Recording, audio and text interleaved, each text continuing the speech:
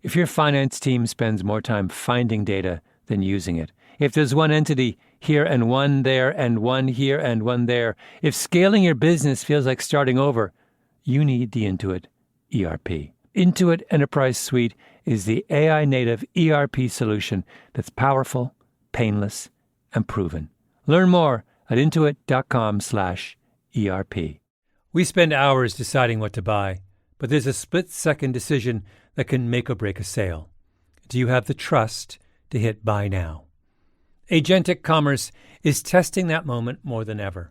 And that's where PayPal comes in. With 25 years of checkouts, 400 million consumer accounts globally, and the benefit of purchase and seller protection, all of which make sure wherever a purchase starts, it ends with trust. Built for payments, growth, and agentic. PayPal Open, built for all business. Visit paypalopen.com. Purchase and seller protections on eligible transactions only. Terms apply. See paypal.com/risk-management for details. Liberty was never just a word. It has guided every American endeavor for the past 250 years. And now it takes form in a new way. The 2026 Semi-Quincentennial Coin and Medal Program from the United States Mint celebrates the founding ideals that have long shaped our coinage. Available 1 year only, this historic collection features new coin designs, limited edition releases, and reissues. Shop new official coins at usmint.gov/semiq. That's usmint.gov/SEMIQ.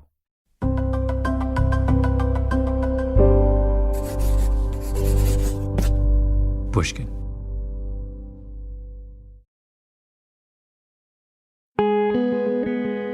I was a fan of John McWhorter long before I met him for the first time. McWhorter is a linguist at Columbia University and a music lover and a New York Times columnist, basically a Renaissance man. It was maybe 2019 when we first spoke. At the time, I was working on something about Tom Bradley, who was mayor of Los Angeles from 1973 to 1993. And while I listened to old tapes of Bradley, I was struck by something I heard. Listen. There's nothing there to hide. I want everybody to know that Tom Bradley's life has been an open book, and this is another demonstration of that. Tom Bradley is black. Born in Texas, grew up in South Central Los Angeles. So I went to see McWhorter, went to his rabbit warren of an office, played him that bit of tape, and said, "Explain this to me. Why does a black guy whose parents were sharecroppers from Texas sound like Cary Grant?" And for an hour of the most wonderful conversation, he explained to me exactly why he did.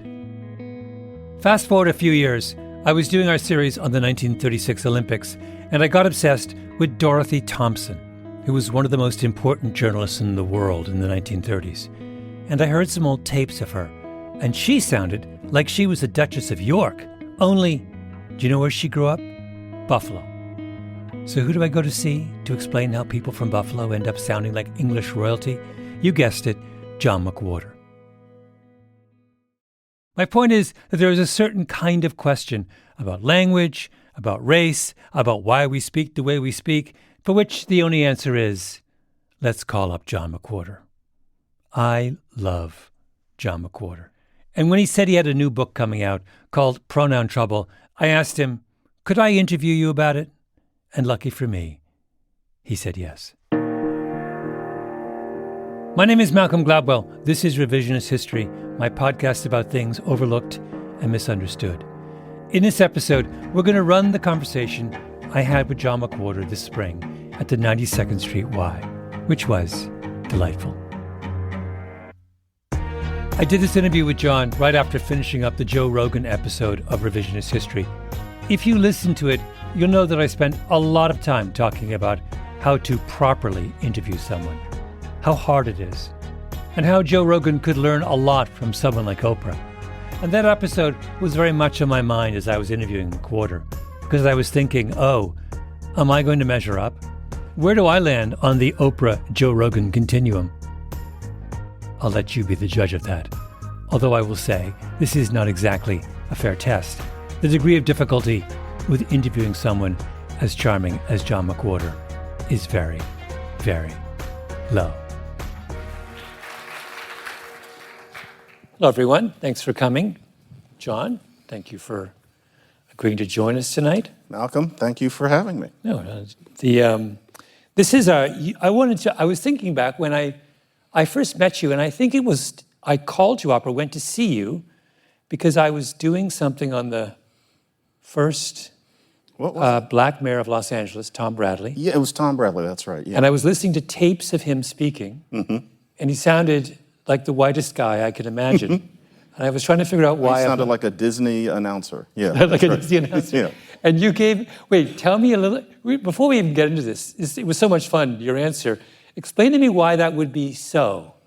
I don't remember what I said then because it was before you know what, and therefore it feels like it was 75 years ago. Yeah. But I know that I probably would have said that he would have grown up in a time when the unspoken cultural expectations of oratory culture were such that if you were trying to make your way in the world, whatever color you are as an American, there was an expectation that you would learn the standard dialect and be absolutely comfortable in it. Frankly, Booker T. Washington did that too. He was born a slave. If you listen to recordings, you'd think he was Teddy Roosevelt. And that's because that's what you had to do, which was kind of unfair. But I was thinking he comes from the time when Black people were expected to speak that way if they wanted to have public influence. And I'm sure that he spoke in different ways when he did not have the camera on him. Yeah. Didn't I say that? I think you said something along that lines. And the fascinating question is did that stop? It stopped. Yeah. He doesn't sound like that if he's the mayor of Los Angeles today. No, that ended in the late 60s, and there was a new idea, and in some ways a healthy idea, that to be taken seriously, you don't have to learn to talk in the standard way. You can express yourself how you feel like it. The minute I mentioned Tom Bradley to you, you were like, oh. I remember I played you a tape. You were like, oh, and I realized, this is old hat for John. This is what it means to be a linguist. You're constantly entertaining, asking yourself those kinds of questions. You can't let More or less, yeah, although I happen to be what's called a historical linguist, which means that I'm interested in how language changes. You can be somebody who's interested in just how language is right now, in which case that Tom Bradley question would be less of interest. But for me, it's all about what was going on in the past, and especially nowadays, we're at the point where you have 100 years, it's actually technically 102 years of people recorded speaking and moving at the same time. And so there's some sound films starting in 1923. And that, to me, is history, especially now that we've got the internet. And so you can just see these things happening, and you can listen to the way people talk. And so that's something I do. Not all linguists would be inclined to do that. They would do other interesting things. But it's a little obsession of mine, especially lately. How has American English changed over about the past 125 years? When you can actually hear it. You can listen to, this won't go on for too much longer, but you can listen to the Black musical theater artist Burt Williams, who has a certain name, but he first became famous working with George Walker. They're two Black men. You can see them in pictures, and they've got the minstrel makeup, and they're in these forced poses, and you kind of think, what were they like? And it's hard to tell. There's some recordings of them. There are a few, and they're like that. And you can listen to the way they spoke and sang. They both sound Caribbean, including George Walker, who grew up in Kansas, because Black English vowels were different back then. If you listen to Black people on cylinders from the 1890s and then them, they don't say coat, they say coat, like that. Somebody's going to marry me. Somebody's going to marry me. That's how they sounded. And so these are the obsessions that one starts to have. When you say you have, it sounds like a fantastic obsession, by the way. How does that is this something you do sort of for fun? In other words, do you have places you go to find these historical, or are you just watching a movie from the 30s and you stop it and you go back 5 minutes and you play up a... Both of those things. Both of them. Yeah, and it's not only Black people, it's just people in general. Listen to that vowel. Why did the person use the word fantastical in that particular way? There are all sorts of things. And then, do I go looking for it? Not necessarily, but if I find out that there is some 4 CD player set called Sounds of the Deep Past, the first thing I'm thinking is how interesting could most of that be? But there'll be 2 things where somebody is black or somebody is using something colloquial, and so I'll listen to all 4 of those damn CDs once, because you never know what you're gonna get. And you get just enough to put into books and to mention to you and things like that. So, When did you, at what point in your career, life, whatever, did you realize that this was something of particular interest to you? you mean linguistics in general? No, this thing that you're just talking about. Oh, that. It's a summer day in 1975, and my father's got his beer and he's watching this bad old movie. And it was a movie biography, old one, of Stephen Foster. And the people keep walking through, and the vowels are different. And I'm gonna write Swanee River. And I asked Dad, why do they talk that way? And he said, well, things change. And that's about all he had. But I remember thinking those were real people, and yet they don't talk like us. Why? And then a seed was gradually planted. There's an episode of, I've never spoken about this, there's an episode of The Lucy Show, not I Love Lucy, but her second show that got bad. And in one of the early episodes, Lucy gets a maid, and the maid is snobbish, and so Lucy starts buying the maid lunch. And at one point she says, oh, it's a roast chicken, it's broasted. And she says, it's broasted. And I was listening to that when I was about 13 and thinking, that's not a word anymore, is it? That sort of thing, for some reason, interests me. And next thing you know, you've got so much of it stuck crowding out more important things in your head. But you can write books about it. John, you got to do better than that. You can't say for some reason it interested me. You got to tell me. You got to tell us more than that. The way people talk is very resonant to me. And as I've gotten older, I've realized that for other people, it's the way people walk, or the way somebody dances, or the way people dress. But I know from a very early age, just speech was interesting. It was a window into the soul. People spoke differently, and that was about this much blackness. It was just listening to people in general, getting a sense that my teachers had a certain accent that the white people on TV didn't have. In Philadelphia, you say lousy, whereas Lucy says lousy. And I was thinking, well, that's interesting. Annoying my southern relatives by noticing that they had different vocabulary here and there. I'm this little kid. I talk like this. And I say, you say carry when we would say take. And they would get tired of that. But I realized that it was because I was interested in dialect. Also, one thing I missed, and I think it's partly from being black, is I never heard black English as wrong. I didn't grow up speaking it, I grew up hearing it. I have a good passive competence, but I remember cousins who, very much spoke it, and they would use features of black English, and I would listen and not think nothing. Some people just not care. I would not think that's bad grammar, that's wrong. I wouldn't think it was exotic. I would listen to it and think, that's different from the way I would put it, and I wonder why. Is that based on something in history? I had one cousin who was using what we call the narrative had, people who study black English. And then we had gone downstairs, and then we had seen that there was a raccoon in the basement, and then we had said, hey, let's get rid of that raccoon, and then we had gone back upstairs. And I keep waiting for, you had what, and then what? And it was just all had. And I remember listening to Darren doing that and thinking, that must be different instead of him not knowing what had means. And then years later, I found out that linguists had written about that. Wait, my wife, who is black, she uses that. That's where it comes from. What? She sticks had in the craziest places. It might be a black thing. Yeah, or like when Will Smith says, well, what had happened was he's That's taking... That's what she did. Yeah. Today she said, I had went. Now, understand, this is a highly educated, went to Princeton corporate lawyer. She just takes had and just kind of like shovels it in randomly into her sentences. That is because it's a good, earthy, yet systematic way of using the language. It's called narrative had. There are papers about it. Notice I say papers. There's one paper about it. So her father, her father grew up in both Harlem and Jacksonville, Florida. Mm-hmm. And he would be growing up in the 50s. Mm-hmm. He would have gotten that narrative had from Harlem, most likely. From Harlem. Yeah, that's good, solid Northern Black English. Yeah.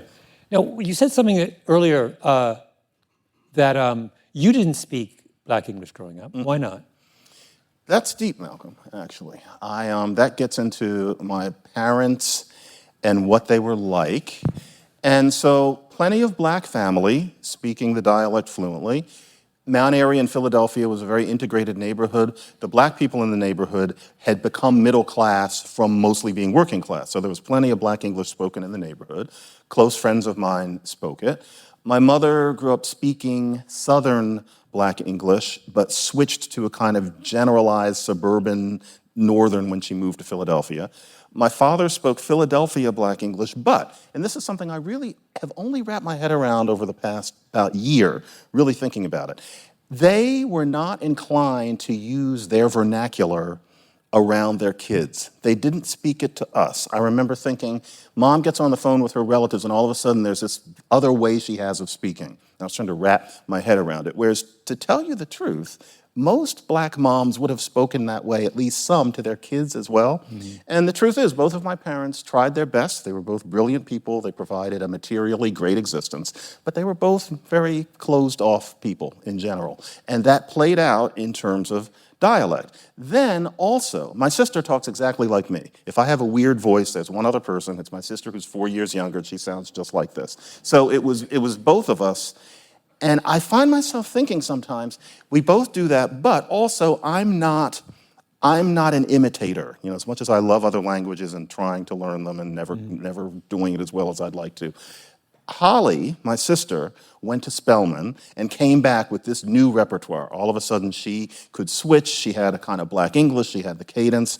Whereas I never did that. And to be honest, if I had gone to Morehouse, I don't think that would have happened. I talk the way I talk, and other people imitate me. And I think that's just, neurons or something. I like the way I talk. I'm not going to talk like someone else. But that is the reason. And I wish that I had picked it up for real, because not having that natural competence means that you come off sometimes as thinking you're better than people, when really it's just that that's not in your mouth. And I can completely understand what it would look like from another perspective. But yeah, that's it. Sometimes, to be honest, I have wished that I was, and I'm not just saying this because it's you, except I am, I wish that I was Black Canadian, because I think that's less of an issue there in terms of the place of American Black English in what it is to be a Black person. But that's just an idle thought. I remember the first time I saw that kind of the switching as a kid in Jamaica, seeing my uncle, a brown-skinned Jamaican, who talked to us in the Queen's English. And he was getting gas at a gas pump. That must have been amazing. I'm maybe 9. He gets out of the car and he starts talking to the guy pumping the gas. And it wasn't just that he switched into patois. It was that he also, his manner completely changed. You're a different person. That they were doing that Jamaican thing where they're shouting at each other even though they're not angry. Yes. Which I had never seen before. I thought this was the coolest thing I'd ever seen in my entire life. That he could go from literally Malcolm, blah, blah, blah, and then boom. And it was just that kind of... And that kind of trash-talking thing. Just like... There are papers written about that. One, actually. Yeah, that is that is very common. Yeah, that must have been wild. Yeah. And especially to see that big a switch. Because in my case, it was like from here to here. But with patois, first he's Margaret Thatcher, and then suddenly he's Bob Marley. That must have been... That's right. Or my mother, then I began to hear my mother when she would get angry. She would lapse, not into full-on patois, but you could hear the Jamaican coming out in her voice. And that idea as well. No, it's funny, because I'm making the same, on some level, observations you are as a child, but I have what sidetracks me at that age is not how people are speaking, but how they're explaining things. I get obsessed in the same way that I think it's funny, in the same way that you get obsessed with how your people are expressing themselves. Grammar, yeah. To me, it was about, we're playing hearts, and our cousin doesn't know how to play hearts, and my brother starts explaining hearts to my cousin. He's doing it all wrong. That was my obsession. I'm 6, I'm just like, why start with the point of the game. Like, what are you doing? And I realized how deeply kind of... And it bothered you. Oh, to this day, it works. I get bothered by it. I always just assumed that people were going to do stuff wrong, and I would have been listening to what the grammar was. No. The surest way for me to completely lose my cool is to read instructions that someone has written for something. Just like, this is, I mean, come on. I want to call up the company and volunteer my services. We'll be right back with more of my conversation with John McWhorter.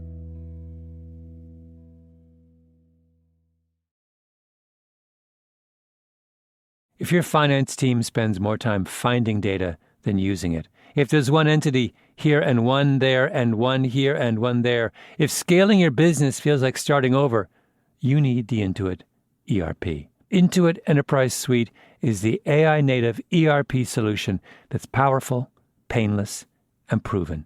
Learn more at intuit.com/ERP. Liberty was never just a word. It has guided every American endeavor for the past 250 years. And now it takes form in a new way. The 2026 Semi-Quincentennial Coin and Medal Program from the United States Mint celebrates the founding ideals that have long shaped our coinage. Available 1 year only, this historic collection features new coin designs, limited edition releases, and reissues. Shop new official coins at usmint.gov/semiq. That's usmint.gov/SEMIQ. We spend hours researching products online and deciding what to buy, but there's a split-second decision that can make or break a sale. Do you have the trust to hit the buy now button? The way we discover and compare things is evolving, happening faster and influenced by new forms of intelligent advice. But the underlying trust question doesn't go away. If anything, it's more important than ever. That's where PayPal comes in. For more than 25 years, they've been a trusted way to pay. And now PayPal can make the agentic era of commerce work for merchants, letting them maintain control of their brand, their customer relationships, so even as the way we shop changes, the moment that matters most still feels familiar and deeply dependable. Built for payments, growth, and agentic. PayPal Open, built for all business. Visit paypalopen.com to get started. Purchase and seller protections on eligible transactions only. Terms apply. See paypal.com/risk-management for details. I want to talk a little bit about your, and by the way, I always find this question, if it's asked to me, deeply annoying, so you don't have to answer it if you don't want to.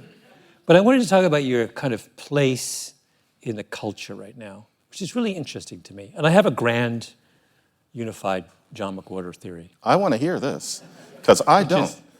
Okay. Here's my theory. At any given moment in sort of popular culture, or intellectual popular culture, there is someone who's allowed to get away with saying anything. You're that person. I think you get to say whatever you want. For a variety of reasons, which I'd like you to unpack. Can you give me one half of an example of what you mean? Like, I'm allowed to say it, but no one else is. You wrote a beautiful, was it an op-ed? I can't remember where you wrote it. A thing about your own experience with affirmative action. Yes. No one else could write that. True. You write about, you in your column are constantly, in a very beautiful way, kind of setting down the rules for discourse, particularly around, it was your code switching column of yesterday. Mm-hmm. Like, all right, you're not allowed to do that. You got to do it this way. Very few, I forget them the minute I write them. You can't. Today is, what's her name? The Congresswoman, Jasmine Crockett. Yes, okay. Jasmine Crockett. Right, yeah. You said very gently and nicely, you said to her, come on now. Mm-hmm. You get to do that. I do. You know what? Who else can do that? What you're saying is something I'm feeling as I get a little older, because I'm pushing 60, and so I'm no longer the young pup, and I feel like I've got a certain amount of life experience, and also just I'm beginning to come off as the kind of person who you call sir, or in the parking lot, okay, boss, that sort of thing. And so I'm beginning to take those chances to an extent. With Jasmine Crockett, I will say this. I was very careful in the wording of that because I thought, especially because she's 40 and a bit, and I'm about to be 60. Yeah. I'm male. I have an imperious demeanor. I don't think that she did anything that was absolutely sinful. And so, honestly, in the editing of that, we were very careful with the words. And so near the end of it, I say that her explanation for why she made fun of the man in the wheelchair was, what did I call it? Clever, but hopeless. And there was an idea that I was supposed to say clever, but cowardly.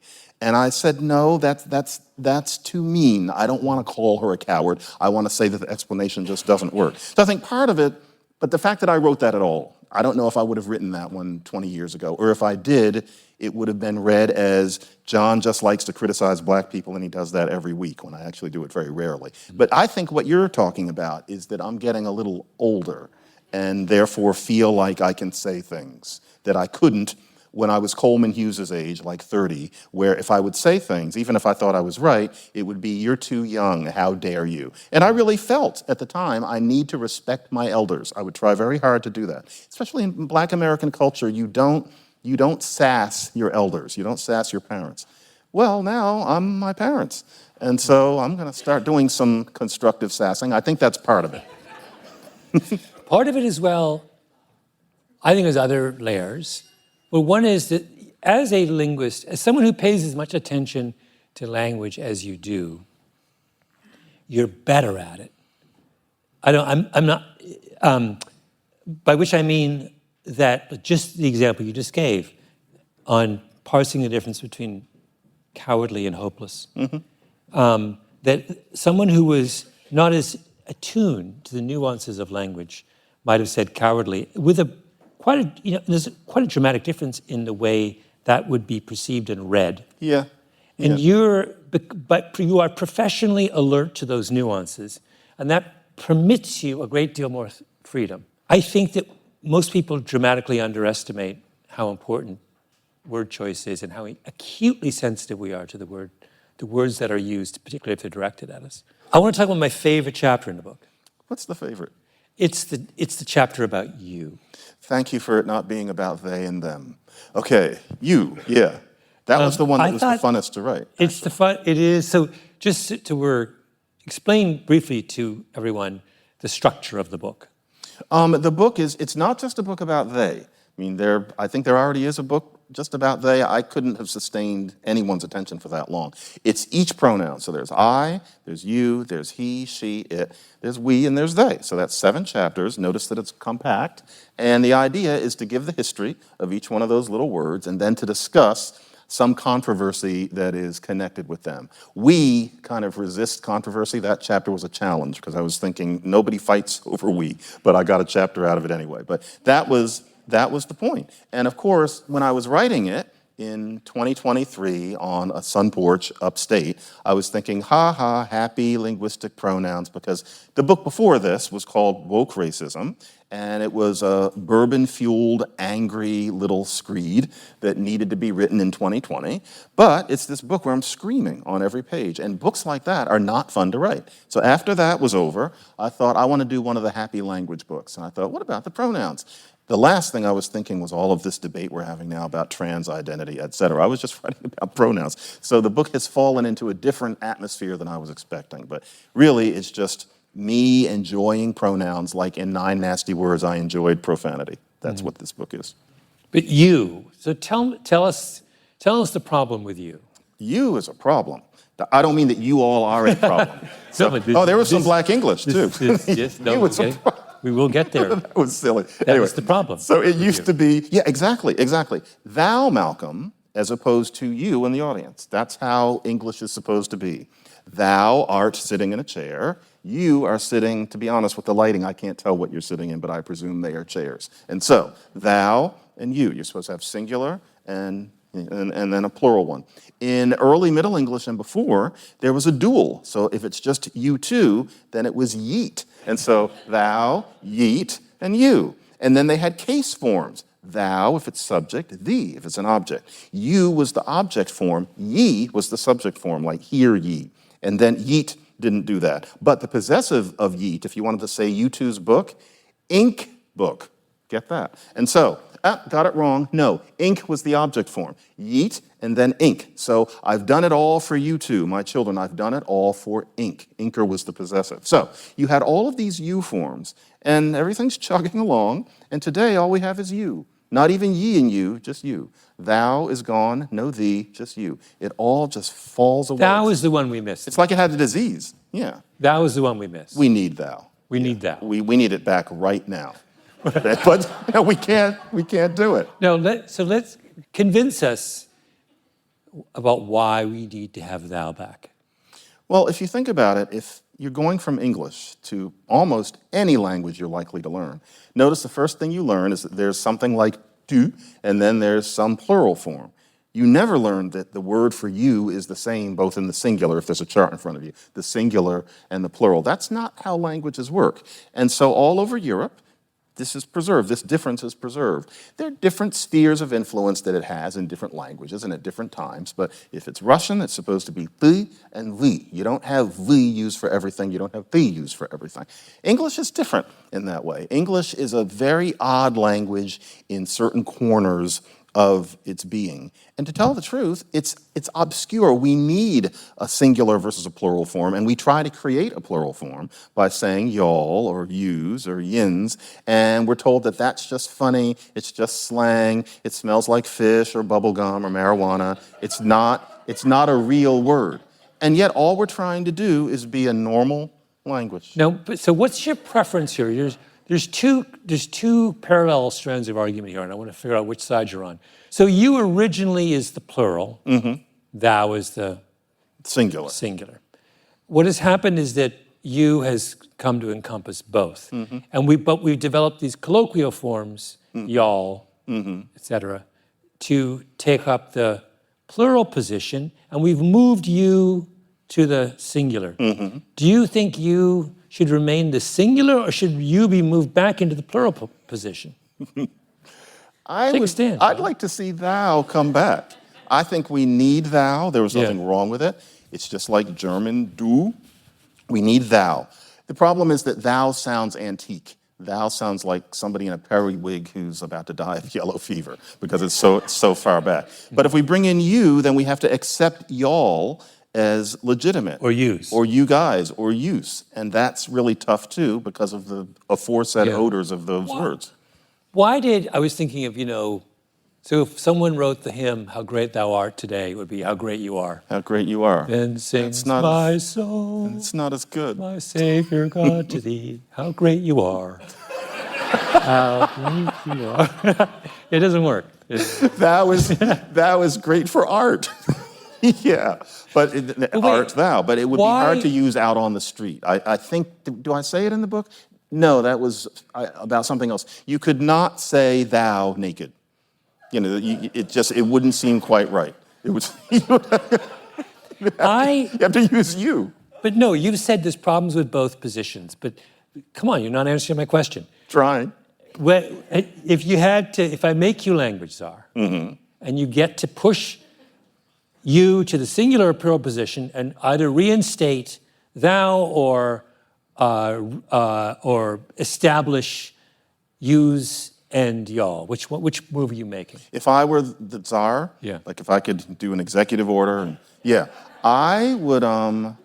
You would be in the singular, and I would enforce that you all was more widely accepted. I would say that the Wall Street Journal has to start allowing you all, and it has to start being taught in school with a teacher with a stick at a blackboard. Yeah. That's the way I would do it. Already when I teach about language, I say it's going to be I, you, he, she, it, we, y'all, they. I always say that because you need a y'all in that sense. One of the things that it had not occurred to me until I read that chapter was that in the South, y'all is the plural. That is to say, and if it's addressed to a person, you're invoking Isn't that neat? unseen others. I hadn't realized it. So Yeah. if I go to the South and I say, well, yeah, that's what y'all think, and I mean just you, Yeah. I've committed a violation.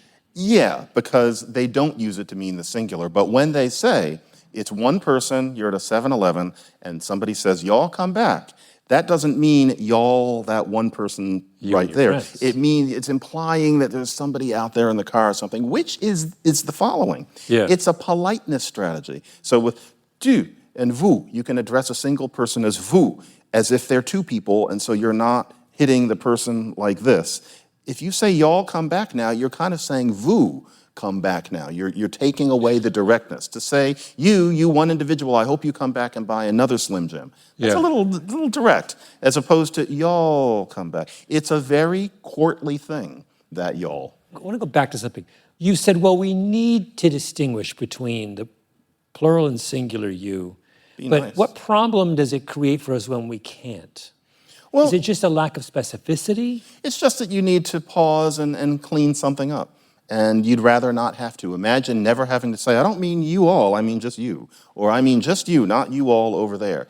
There are larger tragedies, but nevertheless, that is one of those things where, that is one of those things where we have a ding. Like, for example, in French, you're driving a rental car, and you're in a big hurry, and all the other cars are parked in a line, and you pull into a space, and you don't really park it right, and the butt of the car is kind of pushing out. So you run down into the little hut, and you say, I'm sorry, but my car is sticking out.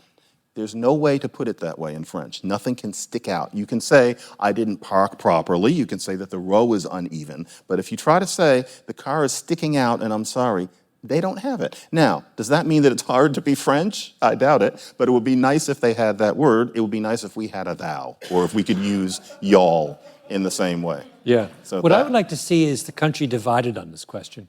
So that there would be thou districts, and then there would be y'all. Oh, that would be adorable. And then, because I don't like y'all, to be honest. I do like thou. Huh. I would like thou to come back.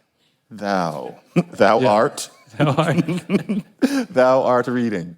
It just sounds like somebody who died 150 years ago. But But is I that- could get used to it. But is that, this is another sort of interesting language question, though. Is that going to be as true for our children? Will our children have the same associations with thou? I mean, why do I think, I sang that hymn for a reason. I grew up singing that hymn. Mm-hmm. All of my associations with thou are biblical.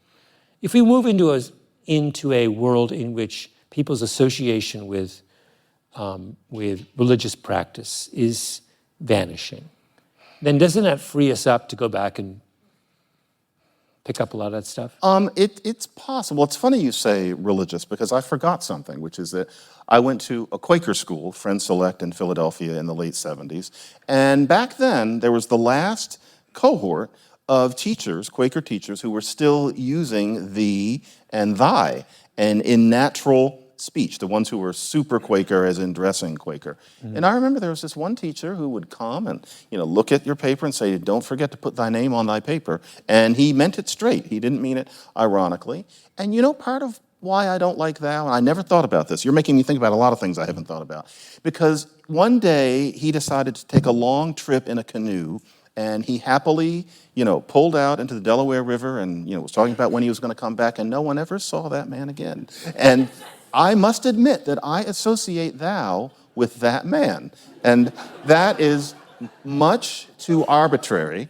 So I can't, laughing at this man's demise, but I need to stop that. I would enjoy there being thou, but I'm trying to imagine it imposed on a whole society. Yeah. And I cannot see my 10 and 13-year-old feeling differently about it, but then again, there are aspects of them that I may never know. I'll ask them next time I see them. And what about you mentioned this I believe, in passing, the English use of one. You do, yes. Mm-hmm. One, do the English upper crust resolve this problem by, if I say one in the way that English, one doesn't think that, does one? Right. What am I doing? Am I explicitly freeing up you to be in the plural form? Is that what I'm doing? Well, in that case, we use you colloquially. Yeah. Well, why suddenly can I not talk? And he had a stroke that night. You colloquially. But we would actually say, you can't do that, can you? And so you gets dragged even into that one usage, which ended up replacing, it was originally a word mon, which was not man, but it was mon. And then mon just dropped away. Everything drops away in English like autumn leaves for some reason. But you have the one, and you're saying, does that allow space? Is that why they're doing that? Why does the English upper class use one instead of you? Because you is overstretched, because not only is it used in the singular and the plural, but you also use it for this indefinite. Real Germanic languages, normal European languages, have some dedicated pronoun, as we call it, for the indefinite. That's one thing that a pronoun should do. That book should have an extra chapter. In Old English, it was mon. Then mon shortened to m. And so you would say, you got to do it, and you would say, "ma gotta do it." That's not very accurate Middle English, but you get my point. And then that "ma" flew away, and you ended up being dragged in for that too. We work that little word so hard. It's a miracle that we don't trip over our linguistic shoelaces with it more, but languages aren't usually like that. There's one I know of in New Guinea. It's called Berwick, and all they have is I, we, then you, and then there's one word that means he, she, it, and they. One word like quack. It's not quack, but it's just one thing. But we're more like that than we are like the European languages that we're actually related John, to. sorry to be a dog with a bone here, but why don't we all use the English one? In order to give you a break? Yeah. Because of its social association. In order to give one a break. Right, to see. But we can't, because if you use one in that way, you sound like you have a big mustachio, and you walk with a cane, and you're in black and white, in an old movie played by an actor named C. Aubrey Smith. One mustn't do that. It's too high. As a kid, we would make fun of this because my father would, I think he would use this locution and then he abandoned it. Because you're trapped once you start with the one. One doesn't think that one should do that, does one? And then you realize this is an endless stream of ones in your future. Or Fats Waller saying, "One never knows, do one." But that was arch. He's saying that while he's knocking back the gin. That was funny. In his real life, he certainly wouldn't have said, "One never knows." Yeah. And so one, for arbitrary reasons, is marked. And so it has that upper crust meaning, and most of us are only upper crust on occasion. And so we need something more casual, and it ends up being "yuh." Poor little you all the time. Yeah. It's a heartbreaking chapter. It is. We'll be right back with more of my conversation with John McWhorter.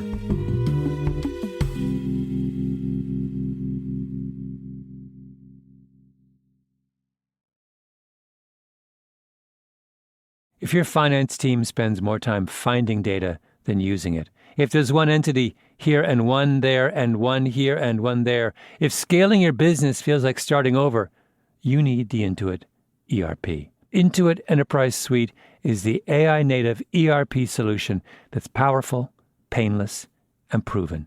Learn more at intuit.com/ERP. Liberty was never just a word. It has guided every American endeavor for the past 250 years. And now it takes form in a new way. The 2026 Semi-Quincentennial Coin and Medal Program from the United States Mint celebrates the founding ideals that have long shaped our coinage. Available 1 year only, this historic collection features new coin designs, limited edition releases, and reissues. Shop new official coins at usmint.gov/semiq. That's usmint.gov/SEMIQ. We spend hours researching products online and deciding what to buy, but there's a split-second decision that can make or break a sale. Do you have the trust to hit the Buy Now button? The way we discover and compare things is evolving, happening faster and influenced by new forms of intelligent advice. But the underlying trust question doesn't go away. If anything, it's more important than ever. That's where PayPal comes in. For more than 25 years, they've been a trusted way to pay. And now PayPal can make the agentic era of commerce work for merchants, letting them maintain control of their brand, their customer relationships, so even as the way we shop changes, the moment that matters most still feels familiar and deeply dependable. Built for payments, growth, and agentic, PayPal Open, built for all business. Visit paypalopen.com to get started. Purchase and seller protections on eligible transactions only. Terms apply. See paypal.com/risk-management for details. We have questions. Some of these questions are really good. The questions are always fun. How does English compare with other languages in terms of words on the move? The shifting of words meaning over time. Words are on the move. That was the title of one of my books, actually. Words are on the move all the time in all languages. Some of them are moving faster than others, but there's no such thing as a language where the words just stay where they are. And it can be hard to process that the words are on the move because it usually, not always, but usually happens very slowly. But words' meanings are always kind of morphing. Obnoxious used to mean vulnerable to harm. And so don't render yourself obnoxious by wearing too few clothes to the jousting tournament. Or that's not you take my point. So it only came to mean noxious because it sounded like noxious. And so we now use it to mean that. If you look in a grammar guide in about 1900, there's always some person, the kind of person who says one and has that mustache, who is complaining, people are using obnoxious to mean annoying when really it's supposed to mean subject to harm, sniff, sniff, we're going to have to deal with this is a sign of the lack of education. And so that is what happens to all words, and that's true in Japanese, Hungarian, Tahitian. There's no language where that's not happening. Someone once told me, I don't know if this is true as a Canadian, that in Quebec, the French that is spoken is archaic French. So why is Quebecois French not moving at the same pace as French? So that does suggest that different languages move at different rates. That's a very good question, and the answer to it is that Parisian French is one thing. The French of Quebec, and it's actually very similar to Cajun French, is a different grouping of dialects. And so you can say that these things are older. But the thing is that those dialects have changed a great deal since they were moved over to Quebec. And the Quebec dialect is very different than what it would have been in, say, the late 1600s and the 1700s. It's just that you can still see the likenesses. It's not that Quebec stayed the way this was. And so all languages move along. And the truth is, I have not done a study of the joual spoken in, for example, Montreal. I'm sure that that variety has changed more in the past 300 years than French, standard French in Paris, because written languages change more slowly. So if a language is just allowed to do what it wants to do, like some language in a rainforest spoken by indigenous people, it's never written down, that language moves along considerably, such that you might even have a little bit of a problem understanding your great-great-grandparents. Once it's on the page, and your brain is kind of on writing, as I put it, and you think that the real language is written, then it tends to slow language change down. So what we know as how language changes, where when the new they comes in, we're thinking, good Lord, what happened? That would not shock people as much if this were an unwritten language. Language changes very quickly until it's yoked to the page, which is true of only about 200 of the 7,000 languages that there are. The idea that you think of the language in writing and then you think of speaking as just a sloppy way of how it's done on the page, that's only a very few languages, and we happen to be speaking one. Normal human language gets to mind its own business. And so it's faster for them. What are your thoughts on Black American English being adopted by younger generations in the slang they use? I'm assuming this question is about by younger, and in some cases, non-Black generations. I think it's great.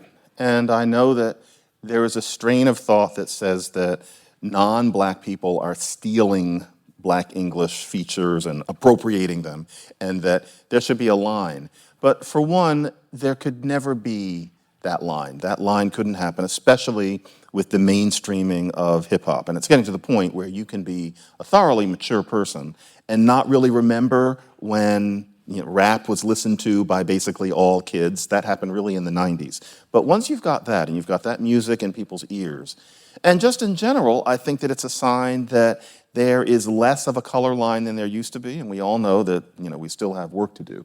But there was a different time. There was 1950, and then there was 1980, which was very different from today.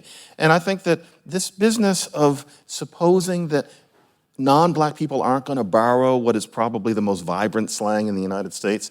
It'll never happen. It's actually a good sign that it is happening. And it really is at the point where if you're going to look at how modern English is changing, which is mostly the words, 2 times out of 3, it comes from either black slang or gay black slang. That's a major source of our new words. And really, it's a word I try to avoid 2 words. Holistic, because it just makes everybody happy to hear the word holistic. And also the word dynamic. It's dynamic. What the hell does that mean? But Yeah. I think that Black English jumping into mainstream English is quite dynamic, and I enjoy watching it. So yeah, I'm not giving the right answer because I know there are people who think that it's appropriation. That's complicated though, and I think that's an over-application of the appropriation concept, I think. Yeah. We have to end, sadly, but I want to ask you one last question, and that is it's my favorite question for someone like you. Let's imagine you were a maid, language czar of America, with absolute powers. I want you to tell me the 3 language fixes you would impose on all of us.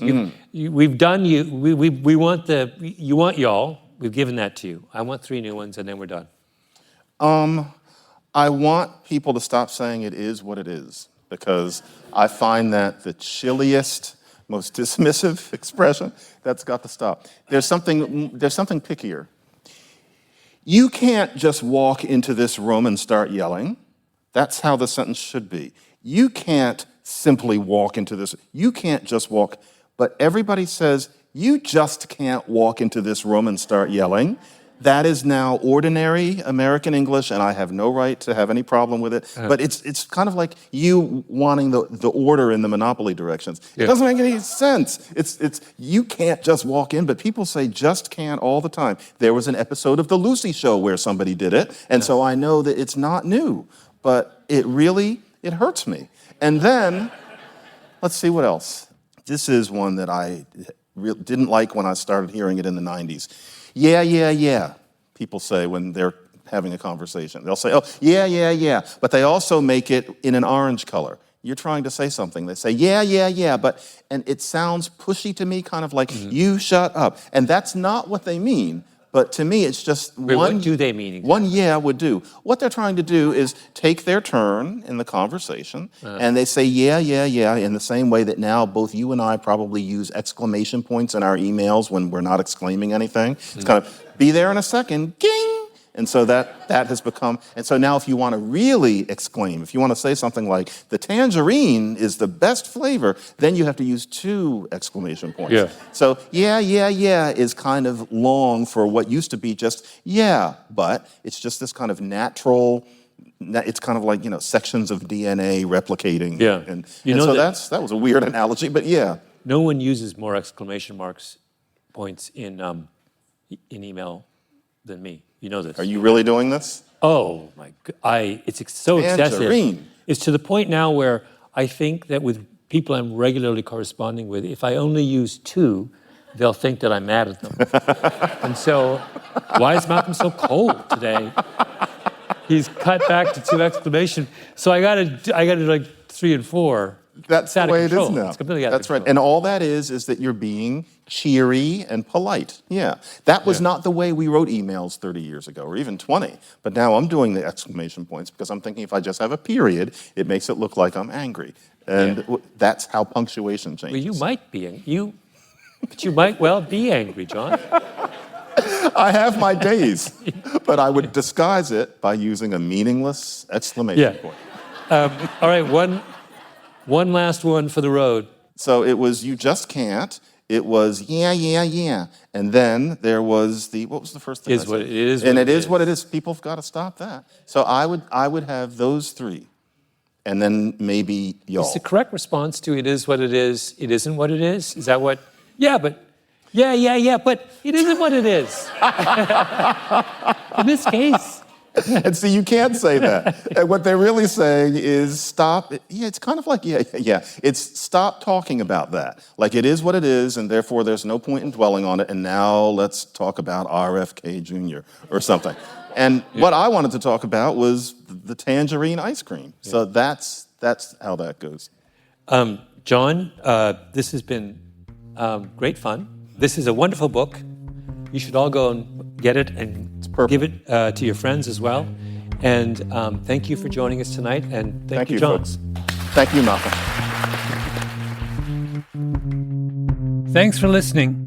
Coming up on Revisionist History, an episode about faces, an episode on raccoons, and another on English muffins.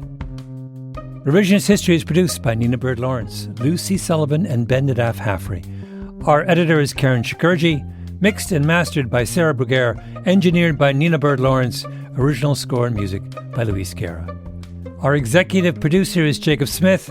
Special thanks to Sarah Nix and Greta Cohn. I'm Malcolm Gladwell.